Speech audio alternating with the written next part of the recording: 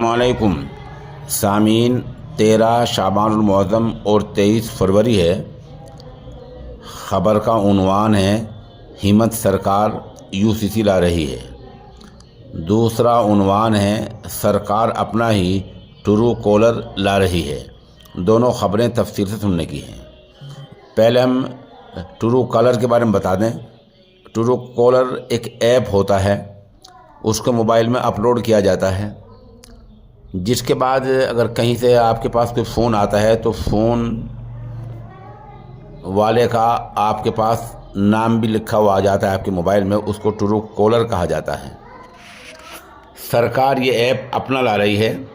सरकारी ऐलान में कहा गया है कि अब फर्जी ट्रू कॉलर से लोगों को बचाया जाएगा और ट्रू कॉलर में उसी का नाम आएगा जिसके नाम पे सिम ख़रीदा गया है।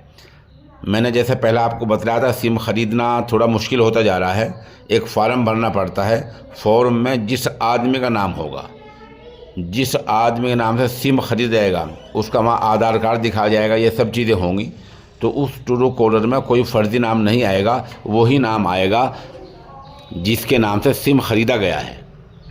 दूसरी खबर है हिम्मत सरकार की है। असम के वज़ीर आला जो हिम्मत हैं, वो एक बिल ला रहे हैं।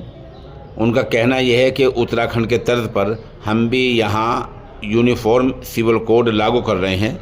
उन्होंने कल 24 घंटे पहले असम में मुस्लिम शादी ब्याह का जो कानून था वो रद्द कर दिया है और कहा कि हम निकाह में, तलाक़ में उत्तराखंड जैसा कानून लाएंगे।